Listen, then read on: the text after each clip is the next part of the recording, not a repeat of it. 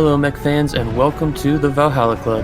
Grab yourself a Timbeaky Dark, set up that paint booth, open that spreadsheet, and join us as we talk all things BattleTech.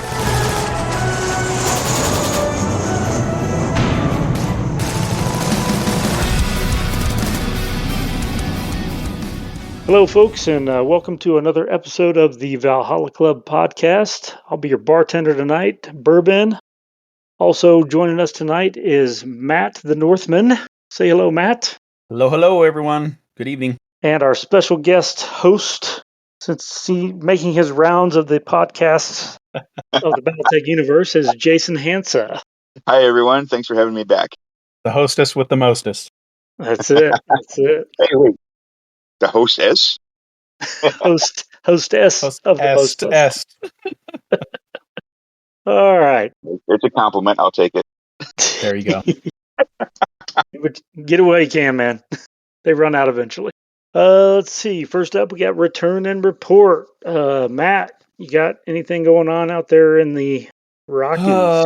In the outer reaches of the Earth, not much. I was sick. We were planning on spending some of our holiday time just going down to our little local game store and just playing some BattleTech, some Alpha Strike. We had plans to try and use the new Hinterland system and all these plans, and then got sick on New Year's Day, and so I spent the next 2 weeks just not loving life. So unfortunately, we didn't have time to play, but that's kind of what we're planning on doing in February, is trying out some of the Hinterland system, maybe with, in relation to our current episode, maybe taking that and actually trying that out in the Jihad era. So we'll see what happens in the future, but unfortunately didn't get any games in since the last episode. All right. Jason, what have you been up to?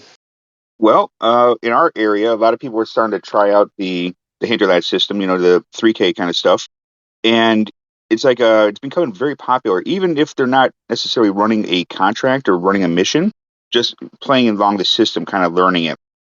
So last week, I played a 3K against somebody who actually is running a mission. So I was kind of being his op for. So I wasn't going to throw away the game, but I was definitely hoping he won, and he did pull out the win. I was running a Caesar and an Ostel, and he had a Wolverine and a Quick Draw. I think it was a Quick Draw. It might have been a Trebuchet, but it had like 5 MML5s. It was ridiculous. and yeah, he got behind me and he turned them all to SRM, and that was a bad day for Jason. So, so yeah, he got the win, but he didn't complete the special mission, which was destroy a certain building. So he got points. He was, so his reputation went up by 1. So I'm happy for him. And then today, at the other local game store, we also were doing, kind of learning the 3K system and teaching people how to use BSPs. So me and my son teamed up, and against 2 of the local players, we were essentially both had 3K plus a couple points. My son had a blood kite, and my God, it took forever to die. It was great. They got blood kites can be very tough mechs. So on my side, I've played one and it would not die at all. Yeah. They're just stubbornly durable mechs. On my side though, a Firemoth A got behind me, and it was a new player, right? So he's like, he's going down the list. Okay, I'm going to fire my anti-missile system. I'm like, that's not a weapon, partner. He's like, my Beagle system. I'm like, sorry, dude, you took the. So all he had was a streak 4, but then of course he got the floater, and it hit the right torso. And he got the crit, and there's the Gauss rifle, which explodes. It takes out my XL engine. So on the first turn of the game, a Firemoth A with nothing but a streak 4 killed my Caesar. I was like, are you kidding me right now? I do like the 2 units you had, though, the Osel and the Caesar. I have liked those from the Kickstarter, that's for sure. Yeah. For what I've been doing, today I took the Caesar and... oh my gosh, what was my other mech? I didn't take an Ostel. I took the Merlin. But yeah, for the I got the premium sheets, the dry erase kind of sheets from the Kickstarter. Yeah. And yeah, so sometimes when I really don't want to have to think too hard to build a list, I'll just flip through the premium sheets, grab 2 and go. Just grab two mechs out of the Kickstarter and walk out the door. Yeah. And so it cuts down your choices. Obviously, you're not min-maxing, but it makes it fast. So Yeah, and it's good to like get that new stuff out on the board, right? Even if, and in my case, it's like, well, even if it's in no paint or anything, at least I'm yeah, using the plastic. exactly. We were playing in gray, so well, Yeah. yeah, the blood kite was painted, but so yeah, but yeah, that's what's been going on around here. Is a lot of the hinterland stuff. A lot of people either testing it or playing it or actually starting up Merc units. I think a couple people have even got up to like 3 or 4 reputation by now. So mine's at How, like -1. how have you felt that it's gone? Like overall, I mean, is it? I've heard good things from other people, but what has been your experience? I think people are really enjoying it. Carrying over their pilots. One thing that was really fun was I fought Denham of the Mech Bay podcast down in North Carolina, right? Yeah, And I beat him, and he passed over the record sheet for the Star Slayer, and so came back up here to Virginia, playing in a local game against one of the local kids. He's like 11 now. God, they grew up so fast. I don't know. Call it 11. Call him 11. And he beat me, and the Star Slayer was left on the field. I'm like, well, here you go. Here's the record sheet. And he loved that so much. I'm like, yeah, you're the third owner of this sheet, and now from across 2 states. And his dad told me that he's like, he tells his mom, he tells his sister, and they don't care. But he's so excited about the idea of this. When if you lose it, you pass over the record sheet. So people are really digging it. So yeah. Yeah, I like that. That's fun to have this, this mech warrior pilot just getting passed around different units. That's kind Mhm. of almost fun in universe Oh, stuff. I didn't say I passed over my pilot. I got Just hit the with unit, huh? a pair of medium pulses into the head. So yeah, he got the mech. He just has to wash it out a little bit. That's awesome. Hose her down. It happens. What are you gonna do? Yeah, I ran into. So I've been playtesting some things that are in the works, and then I wandered by a game store up here in Broomfield and ran into a couple guys that were playing Classic, and I was like, okay, so talked for a little bit, and then they were getting together the next day to do some of their Hinterlands campaign stuff, and I said, well, I'll come in and be your op for if you want. And he's like, yeah, that'd be great. So we came in, and they're doing all their Hinterland stuff in the Succession Wars. Oh, really? Yeah. Mm. So making it pretty blowy uppy. Yeah. Well, that's what I'm really interested in is like how can this translate into other areas, because it's cool that they're going with the the ill clan, but I think it translates well to all eras. So Yeah, it really does. I mean, it boils down to, from what I can gather, it boils down to your mech selection and unit selection stuff when you're trying to build your forces out, and then you're also your op for. So you got to Yeah. kind of create a little bit on that side of it, but it's not too difficult. But yeah, I got to run it was a breakthrough scenario in Classic, and I had like a bunch of, what did I bring? I think I had like 5 or 6 units of light well, mechs and some medium mechs. I was And about to say 17 stingers in the Succession Wars, right? oh, it was pretty gross. I think the highlight was I kicked the head off of a pristine thunderbolt. Oh, ouch. So that was a highlight of my game before I lost. So this is when you're the bad op for, right? When Yeah, people are yeah. like, let's not invite this guy anymore. They ended up winning, but it was still. And his pilot, I can't remember what happened. I I can't remember if his pilot was able to get out or just got crushed or something. I don't know. But it was kind of neat because I ran into these guys just on a random, and then Uh-huh. there's a pretty healthy groups are getting together there on Saturdays and Sundays at Total Escape Games in Oh, Broomfield. nice. So Yeah. a little plug for that. And then a couple of guys were going down to Genghis Khan, and they were participating in the Wolfnet 350 doubles tournament that Greg's putting on at Genghis Khan. And they're like, we've never played doubles before. I'm like, hey, I said, I'll bring a 500 PV Alpha Strike group, and you let me know what you want to do. I'll run you through a couple scenarios so you can see what's what. So Yeah. got a little doubles game in there with them, and showed them some things, and they're going back and tweaking their lists and things. So Oh, they're trying in doubles? I don't know. That's a foreign concept to me. But Well, they're trying to figure it all out. I think one guy has one Alpha Strike game under his belt, and the other one is his first Alpha Strike game was when we did the testing for doubles. So yeah. he's mainly a classic player though, so it was easy to kind of translate and teach a little bit. Yeah. Jason, you went and played. Were you at Southern Assault? Down in I your was. area? I was. How was that? How was that? It was fun. I had a great time. I took Star League Royals. Yeah, so the highlight of my list was a Mackie Oh with man. the Kilroy Little Buddy Royal version of the Mackie, which is like 10/8. It's a monster in Southern Assault. Not Southern in Alpha Strike. Uh-huh. And I actually took a Kanga. This it's not a great tank, but it's faction flavor. It's fun. Oh And yeah. so no, it went really well. I took a Royal this, which meant like the Trebuchet for like an extra point throws 5 at medium, and the Warhammer Royal is just a sturdy little monster. So Uh-huh. it was a great list just to sit there and kind of bully my way in and grab some points. There was a couple times when I lost a tech fight. A dude raced by, dropped some salamanders off and like burned my poor infantry. I had him holding a point, and so this poor straight leg infantry holding a point, and he's like, "And you die."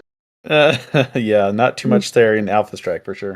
Yeah, but no, it was great. Like I said, I played a Royal list, first Star League, and I thought they played really neat and fun on the table. Just kind of just push their way in, and it's like, okay, because all of them like throw 4. The Royal Crab throws 4. Yeah.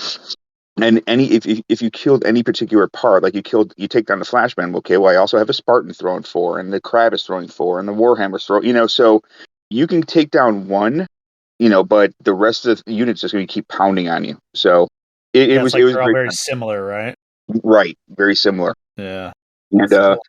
yeah, and then of course, I mean, you're going down to play, but you're also kind of going down to see everybody. And after, I remember people from last year, and Uh-huh. after being more active in the community and on Discord and stuff like that, it's like I'm meeting people that I've only known as voices on the internet, or people I only know as name tags and stuff like that. So it's almost it's fun just to go. You just almost want like an extra day just to hang out before the con, before it kicks off. Yeah, that's what I found at KSAG. It was very similar. It was just so much fun to like the after hours stuff was great. Yeah, Fun yeah. stuff. I love those guys. I would love to try and get up there for that with them. Aaron and Andrew. So, um, Yeah, they're fun. and then Battle on the Bluegrass sounds like it's about to start turning into that way too. Just a lot of people that just kind of all know each other. You're just kind of going for the friendships you made. It really is the friends you made along the way. As cliche as that. Yeah. Are you going to be going down to Bluegrass? I would like to, but my schedule for March is nuts because I'm flying out to go visit my mom for her birthday and then heading straight up to Adepticon after that. So, Oh, okay. and Bluegrass is the week prior. Yeah, that's So my problem is I'm going to Adepticon, so Bluegrass is out for me. So yeah, but it's so close, and some of the Mech Day guys are going. It's kind of like, if I just jump in the car with them, it's um. So it's kind of, I don't think I'll be playing, but I can go and kibitz and look over people's shoulders and stuff. yeah, So very I cool. might. I would love to go. I'm trying to go. It's just kind of really jello-y right now. Yeah, But yeah, then of course then all the games went really well. It's because I played Southern Assault 3. I had a better idea of what the heck I was doing for this one. Play the yeah, objectives. Don't stretch too thin. I placed really well. I'm really happy. I think I was 22 overall, and it was like by the battle value, just by the objective points, I was like 15th ish. nice. So yeah, out of 120. So I'm super happy. Just I had a great time. Had a great time with people. Had a great time afterwards. I did pretty decent on the table. Yeah, it was great. That's for those events. Those are like that's what I think is the perfect ideal. Is right. You had fun time playing, and then you had even more fun time with the people around you. So it's all good. Absolutely, yeah. Cool. Sorry, Ben, I derailed us. No, you're good, man. You're good. That's par for the course on our show. Yeah, pretty much. Our train rarely stays on the tracks. Oh yeah, no Not for long. straight bars here. No. It's good to catch up because I mean, I haven't gone to I went to the first Southern Assault way back in 2020, I think 2021. I think it was. That's some time. Yeah. Yeah. So I'm sure it's changed a bunch since then. So I might try and get to one at some point. Yeah. All right. Your arms dealer update for the month. Ares Games and Minis has a restock of Merc's Kickstarter items. So make sure you go check them out if you're looking for some Merc Kickstarter items in particular. They've got oh man, it's so hard to say. For Ilkon's eyes only in kind of periodically. So if you're looking for that, I know that's kind of coming in batches. So I know a lot of people are really anxious to get that one. So Yeah, it's good. I read the PDF. I think the universe is in a great spot. did you have anything in there, Jason? I do not. No, I do Okay. not. So it's one of those things where I get to sit there and kind of just read like a fan too, you know? Yeah, good to have that sometimes, right? Mm-hmm. My part was very small. What did you have in there, Ben? I had the entire timeline that's in the back of the book. Oh, the Oh, stuff nice. that's like important. Yes, the important stuff. It was, I think it took me 3 days of like parsing all of the dates from Dominions Divided, Tamar Rising, Empire Alone, like going through all 3 books, pulling all the dates into one doc, and then going, all right, what matters here? What's important? What's, so. This is when people at Catalyst hear that you love spreadsheets and they're like, we have a job for you. Yeah, really. It was a fun couple of days on vacation, so it was good. So, Good. but yeah, check out Ares Games and Minis for all your Kickstarter needs. If you missed out on something that you forgot to put in your basket on the Kickstarter, so If you're keep an looking eye. for a tarantula model on Ares, I'm sorry, they're all out because I got the last one. Because I'm a glutton for punishment. Really, what it's going to be Good about. luck with that, buddy.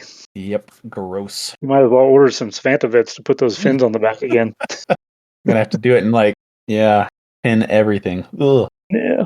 So. All right, we're ready to jump into the main metal. Main. Main metal. All right, so your main metal for this episode is part deuce of our previous episode of the Yeehad era, or Yeehaw era, depending on how you want to say it. Getting into the Jihad source books. So last episode we covered a lot of the core source books for the Jihad era, and this time we're going to talk about some of the supplemental books that came out that kind of build on those source books a little bit. So, and my list is by no means probably complete or anything like that, but going through the main metal, the supplementary plotline books, you've got Masters and Minions, the Star Core dossier, which we kind of talked about the last episode, but that kind of starts your supplementary piece. You got Interstellar Players 2, Interstellar Players 3, Jihad Secrets. Then you've also got some Field Manual 3085, which is kind of the end of that Jihad era, where they catch you up on everything that kind of happened and allude to a lot of things that may or may not have happened. You've got several TROs that cover a lot of the stuff that happened mech wise, vehicle wise, battle armor wise. TRO Jihad, TRO 3067, which I always put that in the Jihad era because that's kind of where it started. Instead of Civil War, you're saying? Yeah, I usually lump it with Civil War. Yeah, That's Ben. just me. yeah. I mean, I guess you can. It's potato, I think, on that one. Because it's like on the dividing line, right? It's like it's the end of Civil War, like all the stuff that's been developed, but now this is what we have to work with for the Jihad. Right. It's kind of your starting block TRO. Yeah. You also got TRO 3075, TRO 3085, plus the supplemental. Mm-hmm. My not so favorite TRO Project Phoenix. Interesting. You got the TRO Vehicle Annex. And then you've got a plethora of XTROs. Yeah. You've also got field reports for Lyrian Alliance, Free Worlds League, Davian, Draconis Combine, Capellans, the Periphery, the clans. You got objectives, which are like Lyrian Alliance. They're kind of like the kind of a scenario pack to play out specific battles in certain areas of the space, like Lyrian Alliance or Free Worlds League objectives or Federated Suns objectives or whatnot. You also got Jihad's Hotspots, which is another type of scenario pack. You got some other turning points, Franc Reaches, Tortuga, New Dallas. Then you got campaigns and missions with Total Chaos and various Battle Core, Wolf and Blake, Necromo Nightmare. Who put that in there? That wasn't me. So there's a couple things you're saying. yeah, there's a lot of supplementary information for the Jihad era. So would you guys say this is the era that has the most supplemental information? I think so. There is a ton of things to play and use in that, you know? Yeah. Mm-hmm. And I think part of it was... Oh, go ahead, Jason. Well, I was about to say, I think part of it is because of, like, a lot of the licensing things that was going on, they ended up having to stay in the era longer than they thought. So things just kept coming out. Yeah, because when I look at like this stuff, it's almost like, oh, like, you know, maybe they had and I'm not sure about the publication kind of chronology, but they have these field reports and they're like, okay, this is how things are after Terra's liberated for all the major factions and the periphery and the clans. And then you got the objectives, which just basically build on the field reports for each of those factions. And it's more of like, well, this is how the factories are doing, and this is how your various training cores are doing. And then you've got the hotspots, which build on that even more. It's like, if you want to just play in this spot, then this is exactly what you have. So it does seem like there's this kind of like building process with all these publications. Yeah. Yeah, it was kind of neat because I was going through a lot of the core stuff. Well, core supplementary info, if you will, with like Interstellar Players and Jihad Secrets, you know, over the last week or two, just looking through that stuff and refreshing my memory on it because I probably read it about 5 or 6 years ago. I haven't read it in a while. Yeah. And I just remember being fascinated by the Jihad Secrets book and how like it kind of really plays up a lot of the stuff that was going on. And it kind of, where does it stop at? It doesn't give you like the full, well, it goes into like, there's 3072 there. I mean, it gets pretty close to the end of it, you know, and it kind of lays out a lot of the different fighting that was going on with the, you know, Task Force Vengeance, Task Force Lighthorse, Task Force Shenlong, you know. Yeah. I always feel like Jihad Secrets is kind of like the culmination before you get into like TRO 30, or not TRO, Field Manual 3085. Yeah, Jihad Secrets. That's that was one of my first favorite books of the era. That one and Masters of Minions, because they kind of came out relatively same time-ish, and that was when it feels like I don't know if it was Catalyst or if it was FanPro at the time, but it feels like they kind of paused with doing the news articles and actually gave us a source book, kind of like, this is where the universe is right now.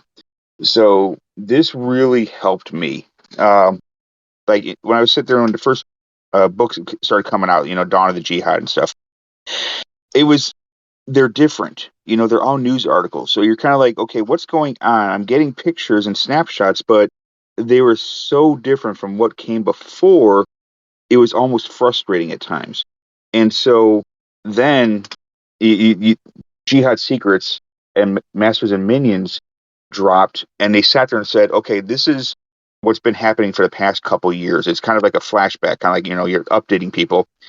And so then tying this book back to the previous books was amazing. It was like, oh, this is so cool.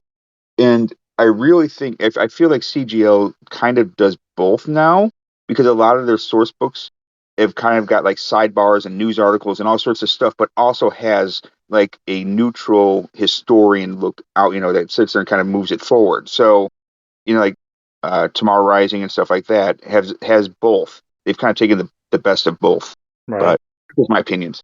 But yeah, Jihad Secrets was really the first book that I sat there and got, and I'm like, oh my god, this era is so interesting. This is what's been happening, because then yeah. It's not just craziness. There's like some ability to actually understand all the moving parts and being like, oh, okay, this is what you mean. Yeah. With all the different other kind of main plotline books, it's like all over the place. And It really is. Yeah. you don't where you can't what does it say? You can't trust the narrator in those books, but then you get one that actually says, okay, this is really what happened. I really appreciate that, actually. Yeah, it was interesting for me because I remember reading the core books that were all the news report stuff, and heck, that was 2002, 2003, 2004, somewhere in there, and I was kind of like just so frustrated because I'm like, I don't have the information I need, Yeah. and and then the Dark Age click text they kind of skipped ahead to stuff, and I was like frustrated with that piece. And so, when I took my little break from gaming and stuff and life and stuff, when I got back into it, the first book was kind of going back and rereading those and remembering that how frustrated I was with it, and then getting Jihad Secrets and going, oh, this is how it all ties in. Now I'm good. Yeah. No, I'm no longer as frustrated, you know.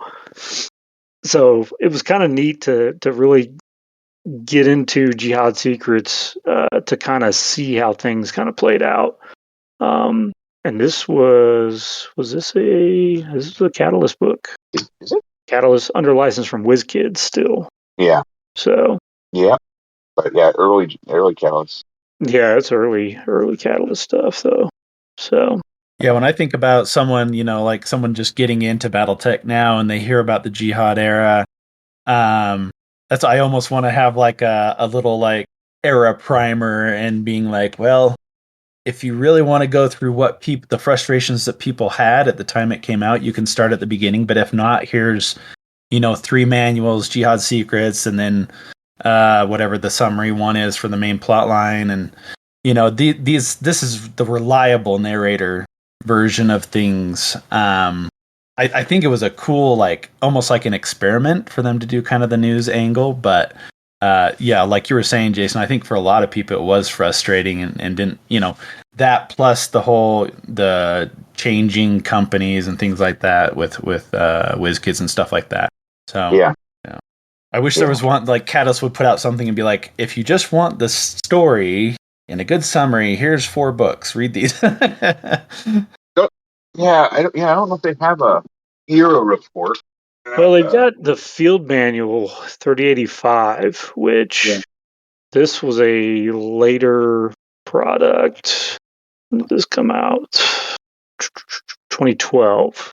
Yeah. So this was kind of the wrap up of where the militaries and all the stuff stand. So 85's after the war, yeah. yeah. So it's definitely kind of gives you kind of an update of where everything is and where it stands after, kind of going into the early Republic era. So yeah, which I like because, that's what the field reports and somewhat the objectives kind of do, but it's all separated by faction, and so you don't get a cohesive story kind of across the inner sphere.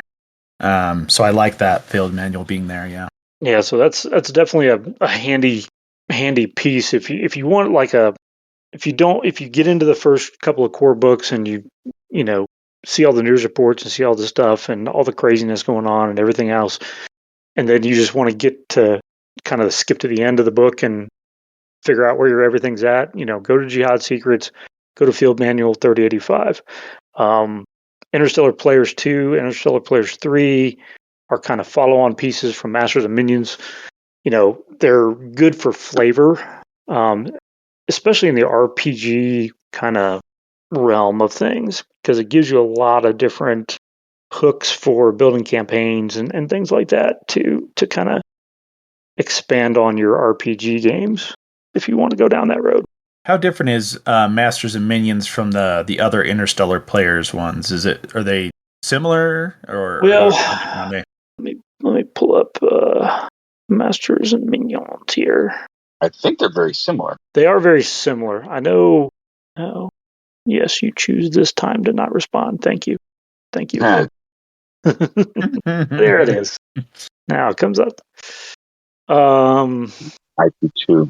I gotta open up Interstellar Players. I got Interstellar Players 2. Do I have it open? No, this is...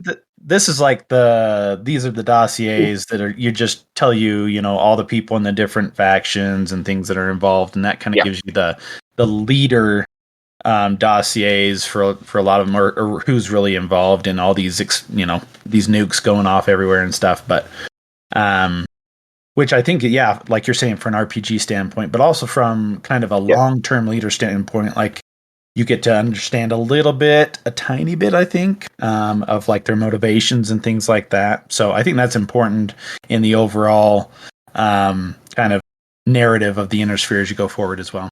Yeah, looking at Masters and Minions, you've got a lot of kind of just basic personality snapshots of a lot of different things, Yeah, but of the movers and shakers, that's like Victor Steiner Davian and stuff like that. While the Interstellar Players series, they're focusing on very small stuff, for the most part. There's some Word of Blake stuff in there. 3, looks like 3 is mostly Word of Blake stuff. Yeah, I believe so. My computer decided it wants to sit here and think for a while. Yeah, you've got all kinds of things like, the Dark Expanse, the New Delphi Compact, Outworld's Waste. Well, and I think these things are really important in this particular era because there wasn't as much fiction that came out with it, and so this is the way that you get to know people in a way. So I think like for this particular era, those books are really important. I think most of the stuff was from BattleCore, right? As far as the fiction side of things. Oh yeah, that was all BattleCore back then. Yeah, back in those days, that was. I mean, all of Herb Bia's the Quest for Jardine series. I think Then Jason. say what? The other Jason. He had Embers of War. I think that was like the start of, before the Jihad kicked off, where you had some who was it, the Stealthy Tigers, I think it was. Yeah, Embers of War. Yeah. Yeah. Yep. So okay. So one of the things about the differences between Interstellar Players and Masters and Minions is Masters and Minions is canon. A lot of Interstellar Player stuff is RPG, so unless it's written into something, it's not canon. Like the Gene Cast are not canon, Right. So there's a lot of stuff, especially once you start bouncing really into Jihad conspiracies. A lot of this stuff is, hit or miss about how canon it is. So it's a lot of it's for local tables. Putting on the game. Your local table. So that is one thing, because a lot of people sometimes don't know that. So you'll hear people talking about it because there's like in one of these, there's a whole big bunch of log books about the Clan Wolverine joining the Word of Blake and all this other stuff. And people take that as fact. It's like, whoa, time. A lot of that is in 3, I think it is. Yeah. Let's see, where am I? See, I think it's like conspiracies, or is it? I'm trying to find it. There's a whole opening fiction about the 331st. Mm-hmm. Yeah. So it's So a lot. Not the gospel truth in just the Interstellar Players, but Masters and Minions is. Yeah. There's definitely a lot of RPG content in the Interstellar Player 2 and 3 for people to look through and kind of build, a Jihad era, RPG campaign type stuff. So it almost seems like this era was almost RPG driven in a way, with a lot of the sub, or at least the all these books, these and especially the rules annex after a lot of the main plotline books and stuff always had like stuff for RPG. Well, and you got to think too, because back in that period of time when these books were coming out, A Time of War was just being released. That was kind of the first RPG update to the RPG line in probably 10 years, I mean, MechWarrior 3, I think RPG MechWarrior 3 came out in mid 90s, so it'd probably been a while since they'd updated stuff. So they were looking for a lot more content for the RPG side to kind of back up the Time of War book that was the core RPG rule book. So I can see why they put a lot of RPG content out there for this time period. Yeah. I feel like that was probably the last time that they really focused on RPG content, to be honest, is back then. Yeah, and up all the way up until Shrapnel. Shrapnel tries to have a lot of RPG stuff. Yeah. Did you guys jump into look at any of the hotspots, or have you looked through these hotspots? I jumped on the Atreus one just because I thought it'd be interesting, and it's funny because there's like so much in it. It's not as kind of myopic as like some of the other hotspots or turning points are. Like, I'm just thinking of Helm Bend, but where it's just like one campaign, and then I look at Atreus and like there's like 13 different combatant units, and like you're choosing from this, 3 different ones in one mission, and then 4 completely different ones in the next mission. So it didn't seem as kind of zoomed in, but it still looked cool and had different missions to kind of get the flavor. Did you guys look at any of those ones?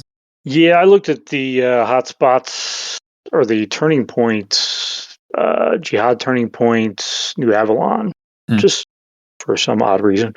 Yeah, and right. It's in the same boat. I mean, you've got, let's see, 1, 2, 3, 4, 5, 6, 7 different Davian units plus 12, 8. Yeah. And there's a whole mess of like mercenaries on the Warder Blake side and stuff. And there's, all kinds of different, there's what, 1, 2, 3, 4, about 5 different scenarios you can play out. Yeah, I thought that was an interesting difference, just because we did the Helm one at LVO, and just thinking about the number of units that we had that were needed to be painted for that, and then I'm thinking about 17 different units. Like how much am I gonna have to, if you really want to get into it, how much am I gonna have to paint if you want to do Atreus? Yeah, and I mean, well, you really got to look at the scenarios that are in those turning points too, because let's see, recommended, like one scenario that I'm looking at just in New Avalon is attackers, 10th Lyrian Guards, and defenders, the 31st Division for Warder Blake, right? So there's 2 units right there. Then the next one is 36th Division, and the 3rd Davian Guards, the 12th Vegan Rangers, Bronson's Similar Horde first. beat Yeah, schemes. so like every scenario, you've got like different units coming in. So it's like, I'm with you, man. That'd be a lot of stuff to paint up, but you probably wouldn't have to paint up as much that we did for like Turning Point's Helm, Yeah. because we had to have enough units to get through the entire campaign versus here you're just running little snapshot scenarios. Yeah, I think because I've really liked kind of the Turning Points idea, and so seeing this in Jihad, it just seemed a little bit different, but still similar. So thought that was an interesting difference. The one that I thought was really cool was Total Chaos, which just basically takes all the Chaos campaign stuff from all the main, like the 3070, 3072, all those, takes it all out and puts it all in one big book, which I was a big fan of, because you might not want to, get 5 books if you're just looking for the game.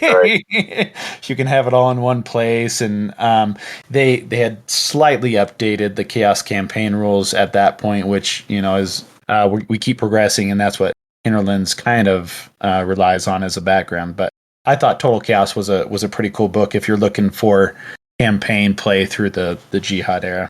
Yeah, I will be honest. I understand the hinterland system a lot better than I've ever understood Total Chaos. I've always been confused with Total Chaos because it may just sound dumb, but with the total chaos system, like everything's kind of abstract, and they don't really tell you what size force to fight. You just, just bring whatever you want. Then the defenders will be 50% bigger or whatever. Just it's Yeah. too much, too free, too open. While the new Mercenaries box set and Hinterlands is like, you will start with 2 mechs, you will do this, you will do that, and it kind of gives you guardrails. It's like, now I want to go back and start fighting these systems. Like, I'm sitting here while we've been talking, I've been looking at the turning points to Deeron. I want to fight all these missions. These sound amazing. Yeah. Just like a little level Using the Hinterland system, right? Which is just, using, it's like a tightened down version of Chaos Campaign. yes, using the Hinterland system, you could easily run through all of these Deeron stuff or the new Avalon stuff. So yeah, now I'm hyped. Now that I'm sitting there going back through these books, because I just always use them for lore reasons. I always use them for unit tracking and stuff like that. I've always ignored all the tracks because I just never have understood Chaos system. Yeah. So, but yeah, now I'm hyped. That's what I think is the really cool thing about the Hinterland system is using it, beyond just the clan, because there's so much. Like Total Chaos has a ton of scenarios, a ton of tracks that would be really cool to run with these guardrails in place. Yeah. Just and I don't even think you'd have to sit there and change it at all. Because a lot of the Hinterland missions, the track cost is 500. Well, that's about what you get paid anyways, so. Yeah. Yeah, and they have like the within this Total Chaos, they have like the little sidebars. It's like, if you want to do this little mini mission, just run these, which fits perfectly with the Hinterlands, right? It's like it's a smaller constrained space to play in, so it makes it a little bit easier instead of like you get as much BV as you want, go play. Like, Yeah, and it's just I think that's why I've really been hyped about the Hinterland system, and even like, though I haven't really started a Merc unit, I've got one Merc unit, and it has one win and like 3 losses, so they're pretty much done. But, yeah, it's just playing that system is fun. So yeah, the idea of going back and doing this, I'm in. It's gonna be great. On a sidebar, I actually think we need more stories of Merc units like yours, because we always hear, all these Merc units fell, but we never actually hear about those in the fiction, usually, right? It's like, like everyone survives somehow, but we always hear being a mercenary is a pretty low percentage success story. Yeah. We need the Hansites to jump in and show us what's real. Yeah, looking through your field reports. So it's basically like you have all the Great House field reports plus the clans and the periphery. And it basically just kind of says where, gives you an overview, a strategic update, goals of the clans. Just 'cause I'm looking at the clan one right now. It talks about infrastructure, and then it just kind of goes over just like where the clans are after the jihad is happening, because like you get Ghost Bears, The way I looked at these is like, with the field reports and objectives together, this is like, if you don't want to do one of these jihad hotspots or one of the other turning points, this is for you to create your own campaign. We'll give you the information, but it's up to you to make the whole campaign thing up. If you want to do a raid on this particular one, because a lot of those like field reports and objectives, they have information for the defenders. So like, okay, I want to pick that planet, has these defenders, let's go raid these guys. Whereas the hotspots is like set up like much more like both sides of things. So I thought it was interesting, kind of freeform, sandbox type thing. And if you put them all together, the field reports and the objectives, you essentially got objective raids 3085. It's just in bite-sized pieces. Mm-hmm. Yeah, exactly. Yeah, and also kind of updating the field manuals. Yeah. I think there's just like so much here to take to the tabletop.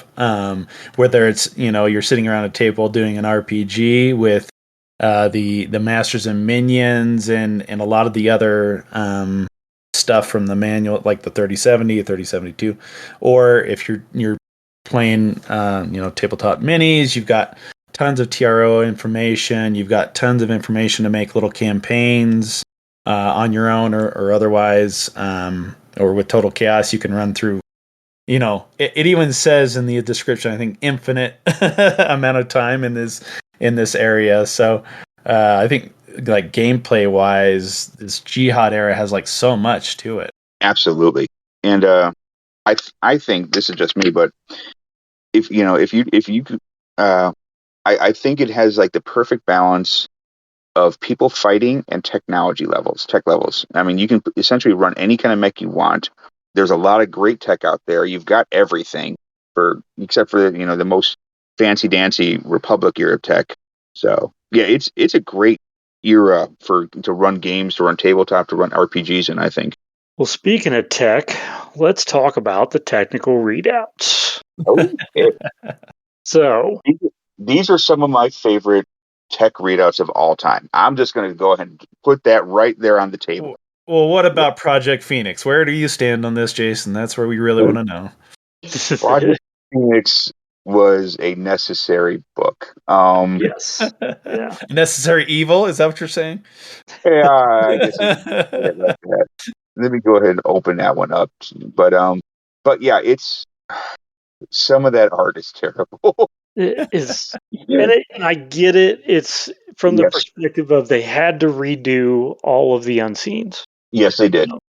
For That was the legal reasons, they had to do yeah. it, and they did it to get these mechs back on the table because people wanted to play them. People wanted figures. People wanted minis. And yeah, they had to do this to get them back on the table, and it is what it is. That said, some of the variants are some of the best variants for some of these mechs. Period. Oh yeah. Yeah. I want to say the Rifleman comes out now with the twin racks. I mean, yeah, the 8D. Okay, yeah, Scary. it looks kind of derpy, but oh my god, is it a monster? Yeah. So, yeah, that the Project Phoenix art is okay. Yeah, it's fun, but the mechs in here, some of them are just phenomenal. Oh yeah. Yeah. I mean, I'm a huge fan of the Longbow 12C. That thing debuted in this book, and I'm just like, holy smokes! 2 LRM 20s, 2 LRM 15s. Yeah, it's Gross. it is gross. Oh, jeez. Wait, is there a mini of that unit? Yeah, I've got Oh, 2 of really? them. Oh. It's cool because like in the art in the book, like the longbow has one missile pod open and the other one closed. So that's one of the reasons I got 2 of them, so I could have one mini with both missile pods open and one mini with both missile pods closed, kind of thing. So, but it's still. I remember using, I think, one of those in like the Marshall Olympiad back in like 03 or 04, and just people are like, "What is that?" And I'm like, "Oh, it's just don't worry about it. It's only launching 75 missiles at you every turn." Oh my gosh. Yeah, there is some art in here it's just call spade a spade. Some of this art does not work. Like, the skinny Thunderbolt and the skinny Warhammer. It's like, oh man. Yeah, yeah. That's. I mean, the Archer was okay.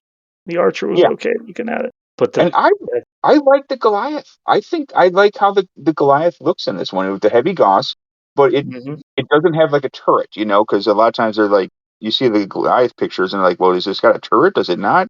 It just looks like a freaking elephant. I will say, not a fan of the Marauder or the Marauder 2. Yeah.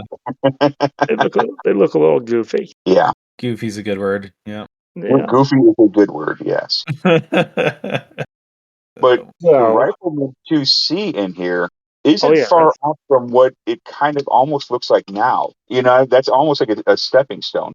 Yeah. The Warhammer 2C, I mean, that's a good looking mech right there, and it really didn't change it. Marauder 2C looks like trash. But one of the things I love about this book, I absolutely love about this book, is the variants in the back. They went all out. They didn't have to go this hard for this book, and they, yeah, all the different like versions of every mech, that was pretty. Yeah, especially like these Ostroks and Ostals with the rocket launchers. It's like, come on, that's just. Yeah, when you're giving us periphery stuff, that's you're out there, man. Yeah, that is like the Archer 6W. That's just a lot of dots. All at once. So, yeah, I have vibes about this book. It is what it is. It was a necessary book, but it's 100% professionally done. They didn't half-ass this. Of this list, I actually like the vehicles annex. I like all the interesting vehicles that you Oh, get in those that were one. cool, man. Oh man, the vehicle annex and the Yes. vehicle annex revised. Mhm. Because you get I think this is the first vehicle TRO we get that doesn't have combat stuff in it. yeah. You get just like a smattering of everything. I mean, Knox Bailey armored cars, Yeah. ambulances, the This is if you land really train. want to litter your world, litter your gameplay space with other little vehicles. You can actually know what they are. Yeah, you got construction vehicles in here. There's so much cool stuff in here. Yeah. Let's see. That you just don't get a lot of in playing with. No, and like things like this expand the universe, right? Where it's like, okay, Oh we yeah, have our standards, but then when we add on to these, like this vehicle annex and even Project Phoenix, it really expands. Like, there's so much more diversity in these units and in these types of vehicles, that it makes it I think, even more like believable, because you don't have 20 units, 20 battle mechs, and that's it. So when you increase that diversity of both vehicles and mechs, I think that really adds to the believability of the universe, or kind of the ability to get into it fully. Totally. yeah. There's a I lot of think, cool stuff in that vehicle annex. I think I've put 3, maybe 4 vehicles out of this annex into series. So, Oh, really? yeah, we just throw them in there. One of them is the Brinks armored car. Well, it's like the Bailey armored cars or Knox armored cars. The Korax mining vehicle. That was from this. If you guys listen to the Irreplaceable Yeah. episode from OMAM. So let's see. I swear there's a VTO I scooped up out of here for the third pillar. So I'm not sure.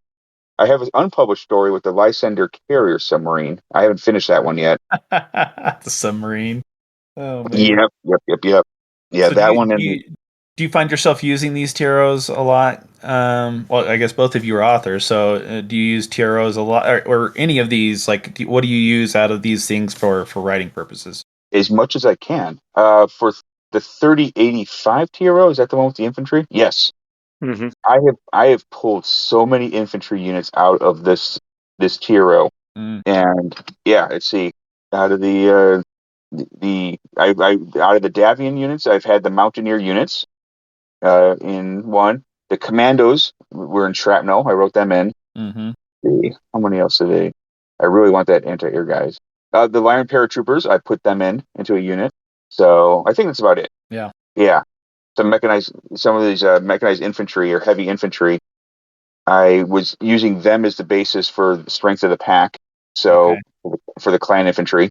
Yeah. So yeah, I try and use these cannon infantry units anytime I can. Just why not? Yeah, exactly. That's what I look at, like, all of this, and I'm like, all this stuff is like, there's so much here. Why not use it? Yeah. Yeah. Instead of trying to reinvent the wheel a little bit. Yeah, there's a lot of good stuff in the TROs side of the house, and then between 3075, 3085, vehicle annex, Project Phoenix, Mm-hmm. and even 3067. Yeah, you're coming on the tail end of the FedCom Civil War era there, but the Jihad starts in 3067, so What What's do you guys think interesting of the? Oh, go ahead, Jason. well, I was just saying that even from between the Project Phoenix manual and TRO 3085, because 3085 has a Project Phoenix section too. There's already kind of redesigns on some of the mechs. So, they kind of tweak the artwork. right. Yeah, perhaps some feedback was given. Perhaps, and also just new artists, new art direction. Yeah. Yeah, it is interesting. Maybe we'll have to do that for an episode or something. Just seeing how the artwork has just changed between, it's definitely gone through some wild twists and turns at some points, including Project Phoenix. But there's there's other artwork out there where I'm like, oh, this is very interesting interpretation of what I've read. Some it's like spot on. You're like get a picture of Katrina or whatever, and you're like, okay, yeah, that's her. But some others, you're like, well, this is wild. I'm not on acid, and this is cool, but this is yeah, it's very interesting. You talk about Rockstar Katrina from the 30 from the Oh, Legends 2. that's for 100%. Yes. Yeah, love that picture. I love it. Yeah. Yeah, it's funny to see the artwork mirror the times that it was published in somewhat. Yeah, but yeah, it's interesting watching, some of these characters that you don't picture them as young people, It's like, Yeah. oh, she wasn't always 70. Exactly. Yeah. What else, Ben? What else? What else? Oh XTRO, man, crazy Yeah. stuff. all the crazy stuff. Before we disappear too far off of this, it's what's I think is really neat about the WolfNet system and essentially like Southern Assault, because a lot of them are era locked. A lot of these TROs are showing up on tables because Yeah. if you just leave it to people, the players, they'll just keep playing Marauders all day long. So and then fiction writers, so if you leave us be, we'll just keep writing Warhammers and Marauders all day long too. But the competitive scene, the competitive BattleTech scene that's arisen these past 5, 7 years has really made people re-examine these TROs and re-examine these mechs and look at them with a critical eye. It's like, okay, I need something from this era. Ooh, what is this? This is shiny, and it's not always like you said, like the longbow or the ones out of the Project Phoenix. It's this the wacky stuff like the Eisenfaust or the Ghost. Those are terrible. Those are terrible examples. Yeah. I was But, about to but, say I but just you looked at the know gun. what I'm saying. You know what I'm saying. But I completely agree because just when I started out playing Alpha Strike and then started into WolfNet, I brought what I had grown up playing, and that was what you're saying, Warhammers, Marauders, whatnot. But then it has forced me to like look at other units and learn more about them through the TROs. You go from the master unit list where you're like, okay, that's cool, but what is this mech? What is Yeah, this yeah, vehicle? And then you dive into the TR and you're like, you learn about how it was produced and all this stuff, stuff that writers have put their hearts into. And then finally it's like, oh, this is cool. And I can I'll play this all the time. Like the Caesar, like I never liked it. And all of a sudden I'm playing with it all the time. Just cause not even that it's the bestest, right? It's just like I dove into it and then now I'm a fan. So I yeah, totally agree. Totally agree. yeah. And I think that's wonderful. The 3055 mechs are now almost as common on tables as classic mechs in a lot of ways. Mm-hmm. Yeah. And but yes, these other ones, these other TROs, these later era TROs, a lot of it's being driven by the community, and I think it's wonderful. Yeah, I'm Oh glad. I'm always glad to see like older stuff still getting used, because I think like this stuff has tons of value and tons of playability. So seeing it getting used, and I know like Catalyst just in a lot of ways wants to drive the newest and latest bus, but I still think especially in BattleTech itself, there's all this like history that people want to play in, and a lot of people are just like 3025, but I yeah, think, everything in between is really cool to have a lot instead of just like 3025 and then 31, whatever, Mhm. the Oak Clan era. Yeah, So it's really cool. Yeah, I think it's cool from the standpoint that, even when you look at, like you said, Jason, that these books are showing up on tables and stuff, and even the older books, in most other game systems, you can't use an older book in the current era, you know what I'm saying? yeah, Where, you know, somebody can still pull out their original, Succession Wars 3025, with the binding falling apart, and all those mechs are still viable. They're still playing. They're still out here after 40 years. yeah, So it's really cool to be able to see people using that stuff and still going back to the well of, the original books that they bought when they were teenagers, and now they're in their prime, we'll say. Is that what it's called? I didn't feel that way this morning, but okay. That's what it's called. I'm hitting the half century mark this year, so I gotta. I know. Yeah. Having and even this morning, actually, a guy from the Colorado, on the Colorado Discord was looking like, where can I get these? Do they reprint them or anything like that? Sad story is currently no, but just still using that stuff if it's available, getting the PDF when it is most often available, but using all this stuff is awesome. Let's talk about the XTROs. The XTROs are some of my favorite of all times. I love the XTROs. I mean, there's so much little weird stuff in here, that you can get into and look at, because, I mean, every single power has an XTRO. There's XTRO corporations. There's XTRO gunslingers. There's, Solaris, pirates. What's the one that, like, the failures? That's my favorite one. Yes, I'd love to look at it, and I'm like, oh yes, this is so funny. Is it Boondoggles? I think it is, right? Yeah, there's Boondoggles, and I think there's Caveat Empor. I think that's an April Fool's one. But some of those are fun. I mean, there's an XTRO Most Wanted. Yes. Which is phenomenal. It's so good, because they just talk about all these like felons that are running around in mechs stealing stuff, and so good. Now, are all the XTROs in the Jihad era then, or are they? Yeah, they all start off with kind of an intro. They're all like 37. Where's this one at? A lot of these are 3075. Yeah, this one's like 3076. I'm looking at the Merc one right now. I just saw the Marik one up. It was like 3080. Yeah.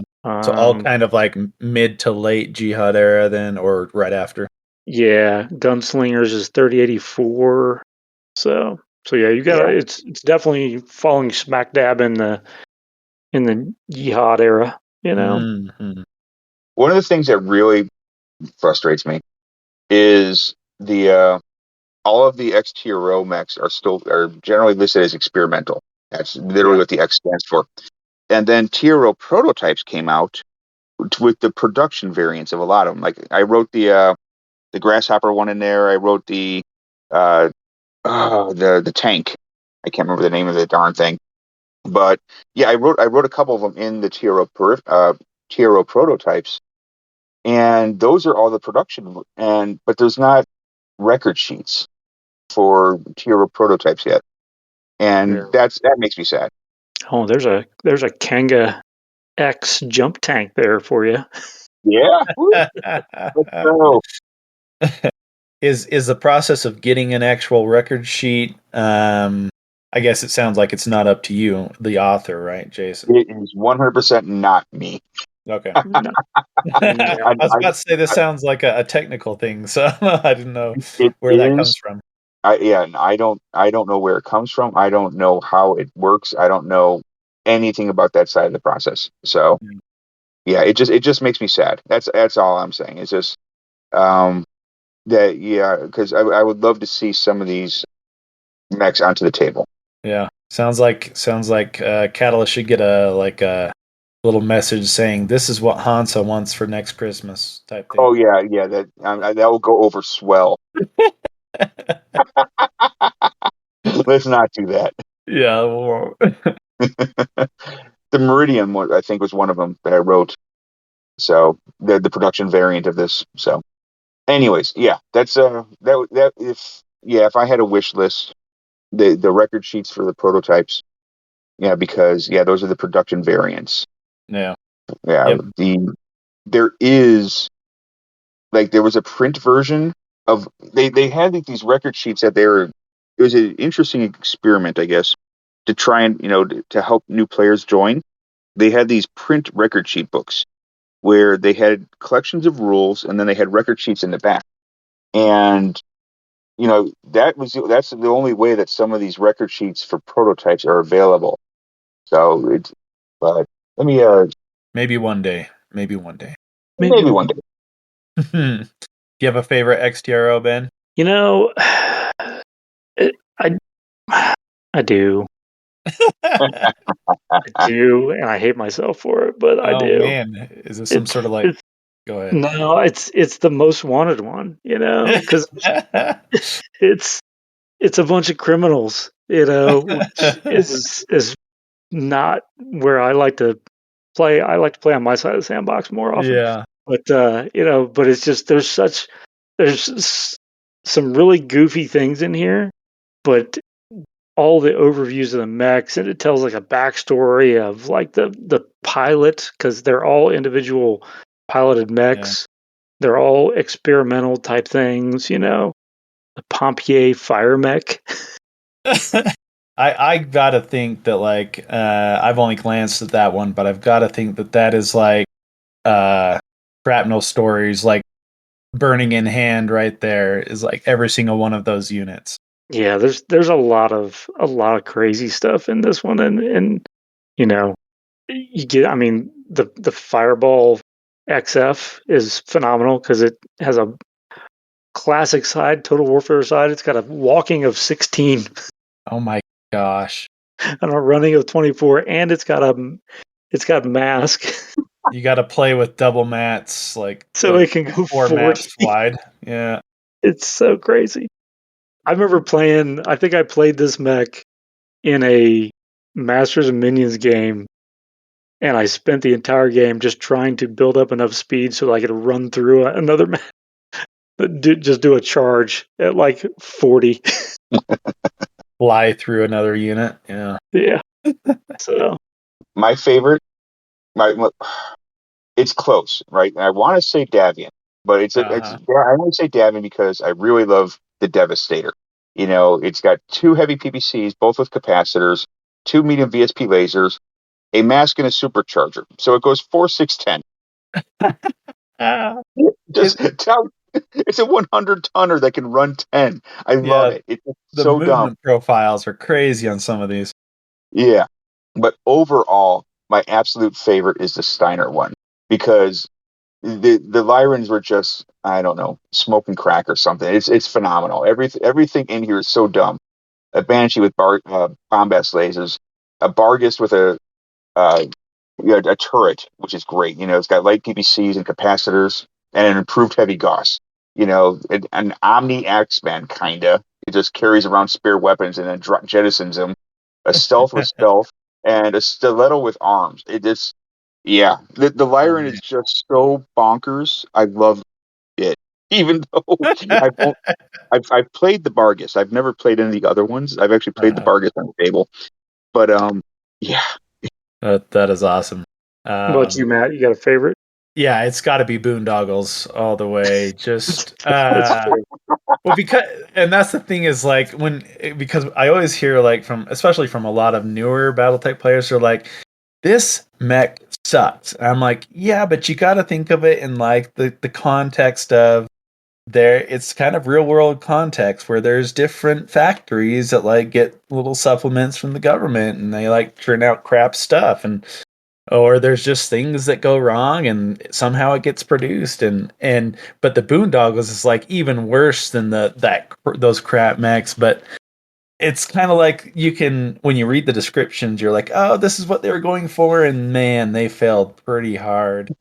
uh but it not only is it mechs, but it's got a whole bunch of different things. So it's got like aerospace and it's got different vehicles and things like that. So it's like across the gamut of combat units, how bad can you go? And it's just great for kind of a laugh. And then you get jump back into even just the other Xteros, and you're like, oh, here's a little bit more in the realm of reality. But then Yeah. yeah, as you move back into the normal tiers, you're like, okay, this is cool. But yeah, great for a laugh and just to see failures, because I think a lot of times we only focus on the successes and like, oh, this mech is so good, and then you're like, this is your manual for this mech is so bad.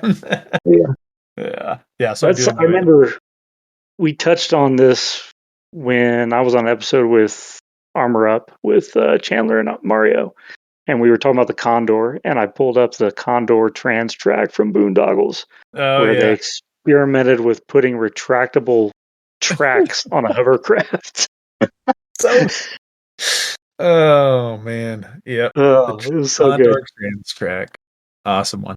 So, well, we talked a lot about all the supplemental things from the Jihad era. Um, thoughts on? Do we recommend picking these up? Absolutely. But you pick up what you want. Like, don't dive in because that's a lot of PDFs. Mhm.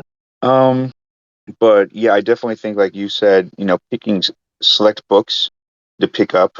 The Jihad Secrets, and then Final Reckoning has like kind of a big timeline, I believe. Yes. To sit, to sit there and just kind of look at, dip your toe in, and then yeah, the X heroes are great, for fun, for shenanigans, for RPG kind of stuff. Yeah, a lot of the Yeah, things on the XTROs are still in the prototype phase, even yeah, 100 years Yeah. later. Even quote unquote now, right? Yeah. Um, yeah, I agree with Jason. I would say this is an era, even though it kind of gets a bad rap, that you could invest some time in and be, um, yeah, you would get a lot out of it. I think like you were saying, pick up some of the ones that are a little bit more secure in the knowledge base, like Jihad Secrets or Final Reckoning. But also if you're looking at it from a gameplay standpoint, pick your faction, the faction that you like, and grab field reports or objectives, or yeah. pick your faction's arch nemesis, right? So everyone can Mhm. jump on the compelling bandwagon, grab the objectives from that one and start raiding. So there's as far as gameplay, I think those kind of things allow you to kind of pick and choose along with the hotspots for your particular faction. If you just want to look at everything and just play the era, grab Total Chaos.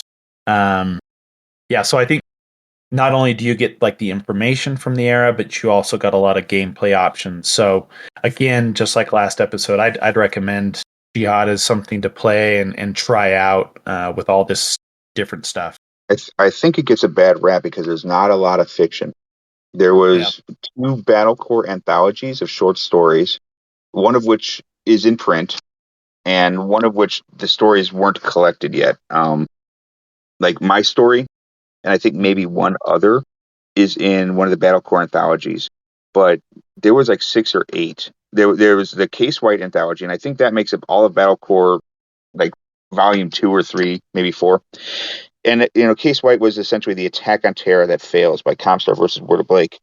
But then at the end, around 2012ish, I guess, 2011ish, then was the invasion of Terra, the retaking of it, and there was all the stories about that. That's like what my story is. I set out in Colorado, and Yeah. yeah. So, but that's it. I mean, there's fiction in the source books, but there's not like a spinal line of novels set in this era. And I think that, especially if those came out, if somebody, I think Herb might be working on one. I don't know. I hope so, at least. I hope that rumor is true. But yeah, I think that would help. I've also found, this is just my thoughts, but when an era kind of closes, it's kind of like hard to play in it when it's going on, because we've seen that twice now. We saw it with the Jihad era, and then we saw kind of like with the Dark Age Republic era. Like, now that the Dark Age is wrapping up, now that the final TROs are coming out from it, like 31, 45, and 50, people are really digging the mechs and kind of the factions and playing it. They're putting them on the table. So I think that's why this is getting such a re-examination by fans. Where they go back and say, you know what, some of these things aren't that bad. It was an interesting time. Yeah, and just so you know, Jason, so I live in Gunnison. Just to make the connection with your story there, and the airport is 1 minute drive from my place. So Yeah. yeah, good stuff. Yeah, I actually looked up the college, their colors, red and white. Yeah, So yeah, no, but I really enjoyed writing that story. I really did. Like if somebody sits there and looks at the highway map, and and you can figure out the routes everybody's taking. Oh yeah, yeah. It's a good place to have things coming from different directions. Yeah. Yeah, I'd love to get out that way. Yeah. You're more than welcome. Ben, what about you, man? I'm a fan of chaos, so I'm an agent of chaos. So I'm a big fan of the Yeehad era, um, just from a lore standpoint, because it's just there's so much chaos. There's so many little stories out there that have yet to be told. So um, from a lore perspective, I love it. Um, Yeah. from a realistic standpoint of like thinking about infrastructure and damage and civilian casualties and things like that, it's reprehensible, but um Yeah. luckily it's all fictional, so we Yeah. don't have to dwell on those atrocities that happened. Well, um I was thinking about that today when I was going through stuff in preparation here, and I was just thinking about like how many millions of people like were lost, and like how that would devastate economies on planets and stuff. And oh so that yeah, like yeah, it still has kind of waves coming from the jihad throughout, even in the modern era of BattleTech. oh yeah, for So sure. I mean, you look at the maps where the jihad starts, and then compare it to an Ill Clan era map, and how many of those worlds that were involved in fighting or something like that are just gone. yeah, They're no longer there because they're either a dead world because they got blasted to oblivion, or they just got depopulated, or people were like, I'm getting out of here and moving somewhere else, and there wasn't enough people there to sustain it anymore. So there's a yeah, lot of interesting things that happened that we have we're just now seeing the effects of those things. yeah. So Yeah. Um, you guys as authors, I mean, do you? I mean, you've written a story here, Jason. Do you guys see a lot of kind of open fields for harvesting here, or what do you guys think as far as this era? Yes. I mean, really. Um, when I talk to writers, people that want to write or submit to Shrapnel and stuff like that, I always say, find a small story. There's always people sitting there trying to defend their hometowns or trying to defend their planets or just doing their mission when everything goes sideways. And the Jihad era is everything going sideways everywhere all at once. Yeah, yeah, yeah, So it's almost a wonderful era to click in and play in if like, if, for those up and coming shrapnel writers or wanting to be shrapnel writers, because yeah. it's all written down already. It's like all the turning points list all the units. You can look up the units. They're all on Sarna. They're all listed. The timelines. The mechs. There's it's all kind of detailed out. So yeah, if you wanted to sit there and just write a tiny story about one lance on Diron during the era, you 100% can.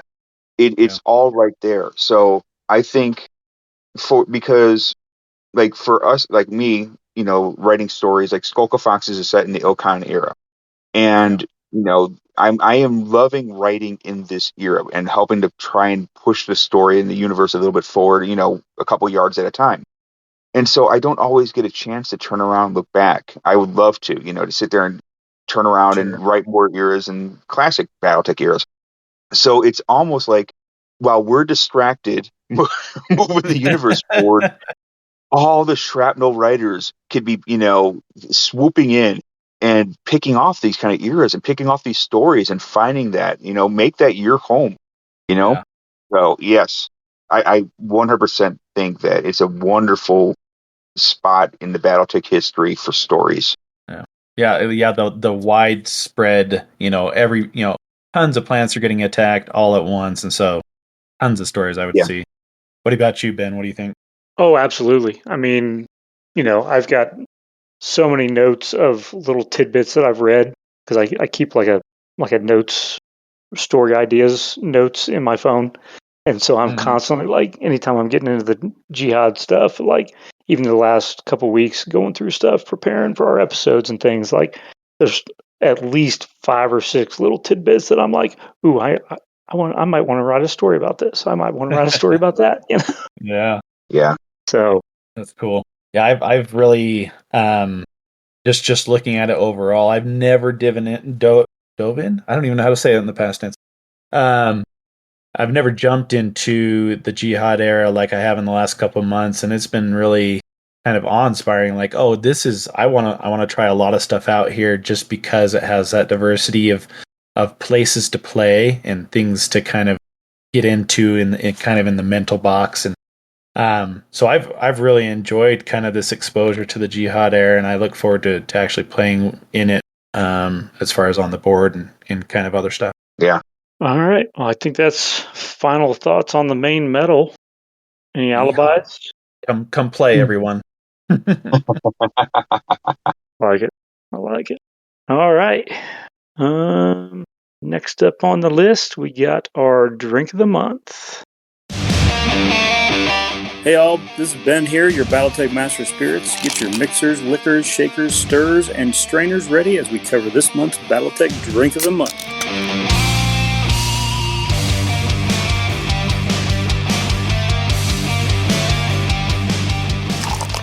So this month's drink of the month is called the Marik Civil War. I thought it was appropriate as the Jihad era kind of kicked off with a large chunk of the Marik Free Worlds League just kind of separating itself out from all these different things.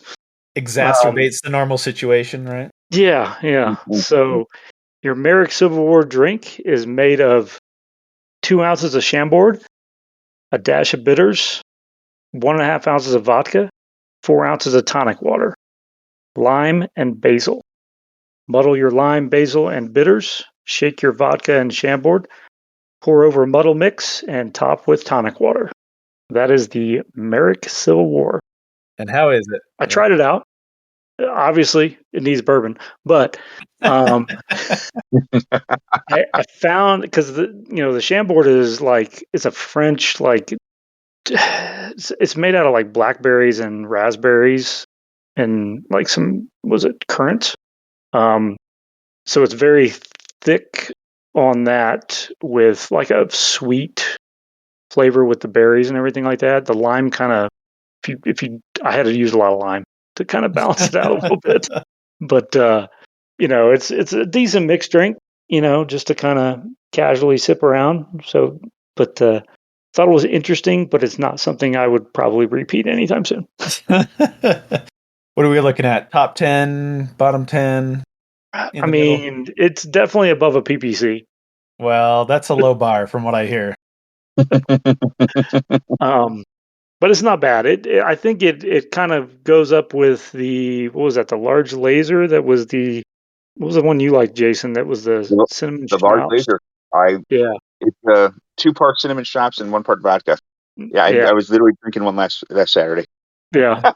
It has entered my my rotation, especially this time of year. It just, that cinnamon just kind of is like a perfect winter drink. Yeah. I think this one is probably more of a going into spring kind of with the fruitiness of the Chambord there. So it's it's definitely something in the later months as it gets warmer. If you were to say this drink was a mech, what mech would it be, Ben?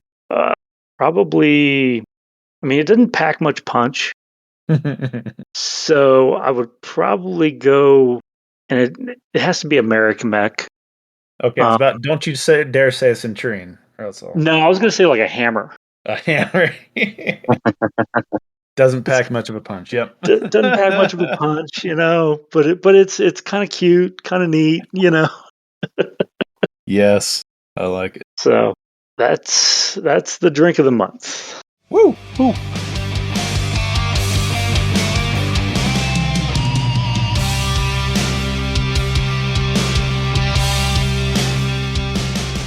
Upcoming action. Yeah. Matt, you want to talk about Genghis Khan? Yeah, so we've got Genghis Khan coming up. It is going to be here in Aurora, Colorado, which is essentially kind of outer Denver-ish area. It's going to be February 20th through the 23rd. We've got a bevy of events going on. Let me just pull up my little source book here. Okay. So on Thursday, we've got Outworld's Waste, which is kind of small unit campaign, I think. That's Jeremy's running that here locally. On Friday, Greg's going to be running Escalation in a Day, which is a crazy... Ben knows how crazy it is, but it's kind of one of my brainchilds where you go all the way from one Solaris unit up to a company-sized Alpha Strike battle, and you have 3 to 4 rounds in between where you're getting bigger and bigger. And Friday we've got Outworld Waste, a Fox Patrol Origins. So that's, I think, a couple of 1 or 2 Fox Patrol scenarios. And then we've got some Learn to Play Classic, BattleTech 3 times, 9 a.m., 12 p.m., and 3 p.m. Saturday we've got Alpha Strike Doubles Tournament. Greg's running that one. Should be fun there. There's a Battle Troops game going on at 6 p.m. This is not one you hear of very often.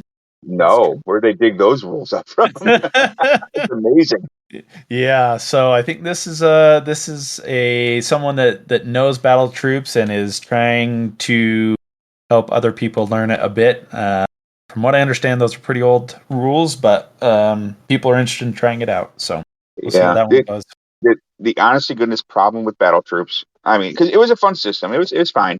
Uh-huh. The problem with it was it's actually overshadowed by the Shadowrun DMZ rules that came out at the same time, right? Which were set in the Shadowrun universe, because BattleTech has got guns and Shadowrun has guns and magic. So it's kind of like, why would you play? Yeah, a victim of the release schedule, huh?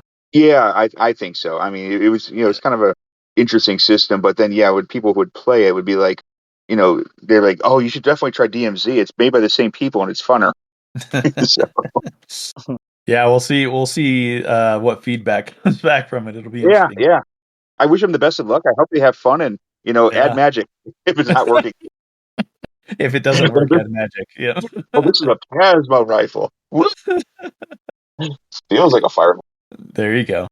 And on Saturday, so we've got the doubles tournament, called Training Day for Battle Troops, and then there's Classic Grinder going on throughout the day from 9 a.m. to, I think the last one starts at 5 p.m. Sunday, some more Outworld Waste, some local contracts. One's a mine heist, and one's called No Escape. So, not sure what those ones will be like, but plenty of BattleTech and Alpha Strike going on there at Genghis Khan. They have a website and everything, so if you're just hearing about this, just Google Genghis Khan. That's CON instead of KHAN or however you spell it. Genghis Khan 2025, and that'll pop you to the site. I think that's it for Genghis Khan. All right. We got Adepticon coming up. Yes. Which all of us will be at.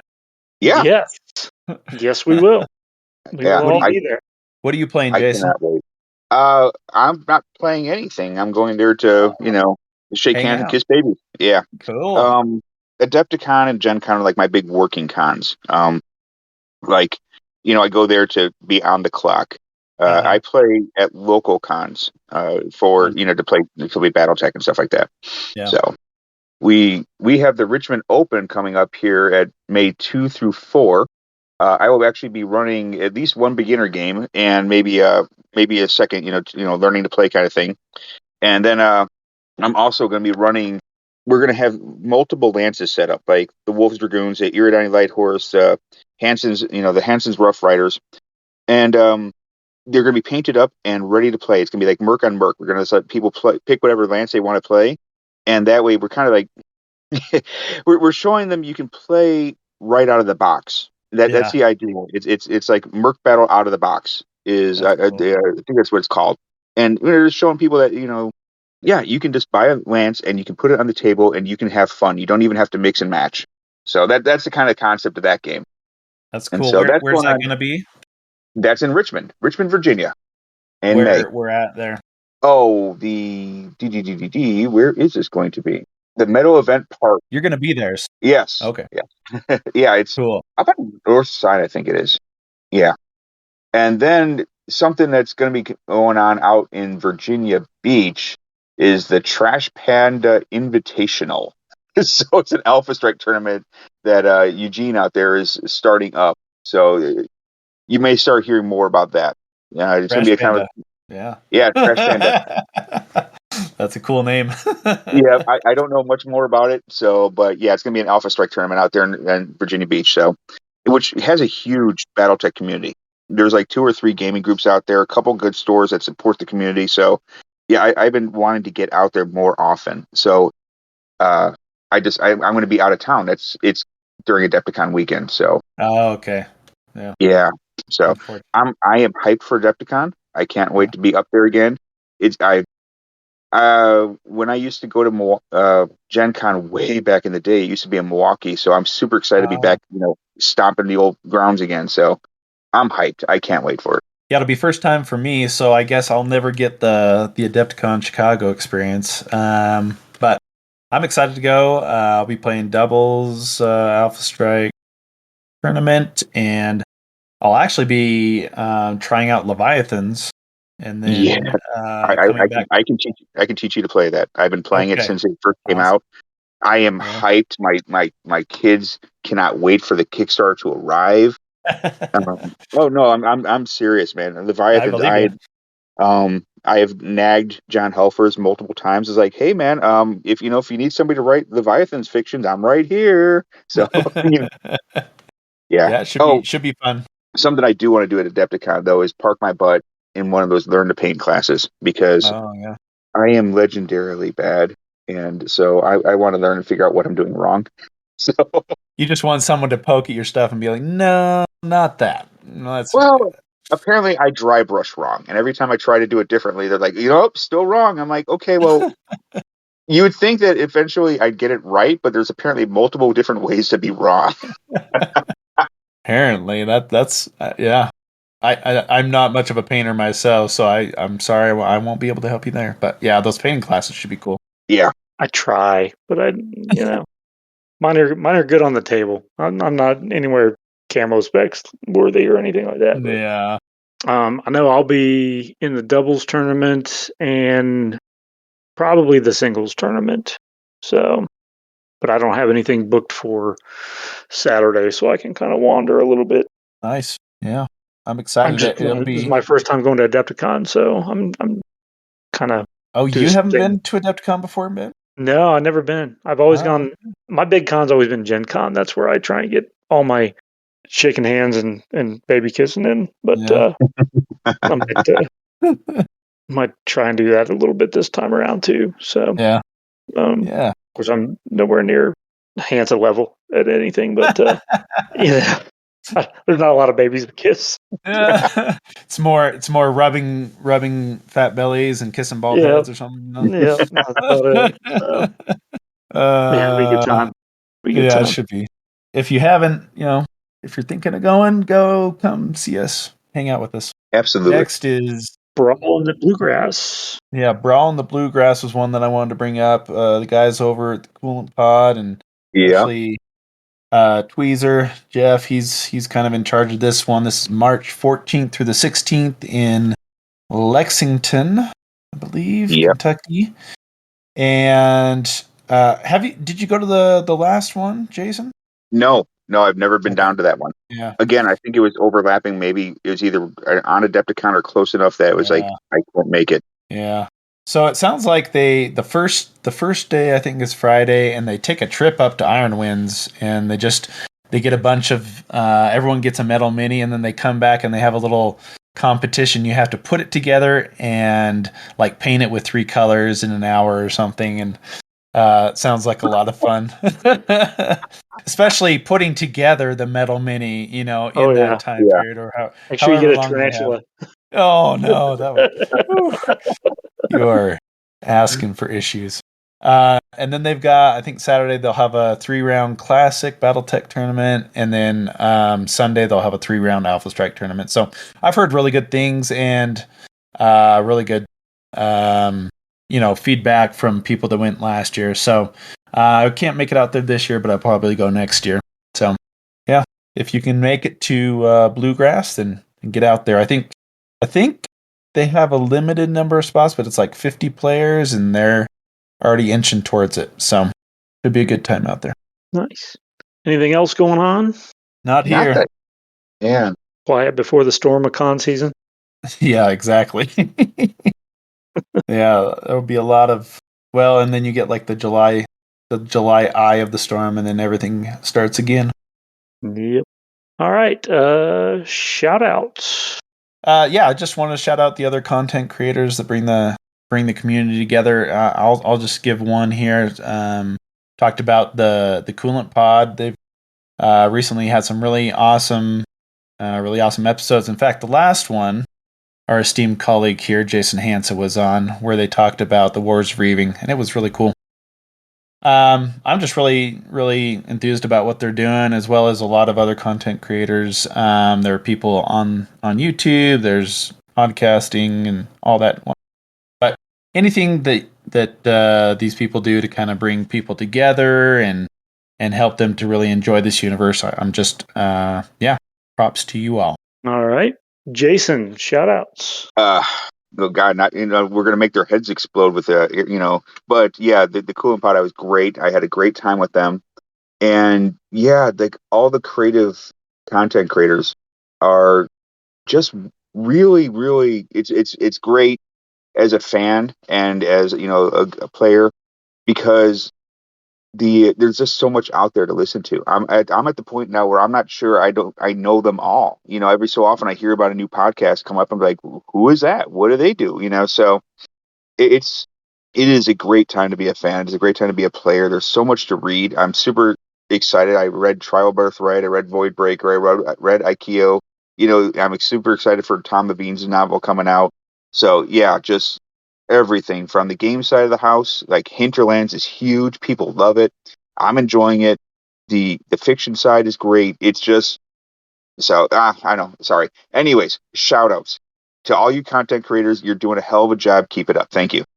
Fair enough. Yeah, I got distracted. Sorry. That's all right. It's a good time to be a content creator in BattleTech for sure. My shout outs go out to ChessX for doing a bang up job on our brand new 2025 Valhalla Club dice that you'll be seeing at the conventions. Ooh. And Sticker U for getting us a restock of stickers so I can make sure I get some over to Aaron Kroll's boy so we can add it to Dad's truck again. So appreciate you guys' quick and speedy service. So thanks to all our Patreons. If you want to get a sneak peek of upcoming topics and even suggest a topic, Patreon ideas go to the top of the list. So yep. This one was a Patreon idea for the Jihad era. So it's true, it was. 2 episodes of Jihad era was a Patreon plug. So definitely check that out if you're in that realm. So with that, I think it's last call. Last call. Last call. All right. Well, thanks for joining us tonight, and we'll see you next time.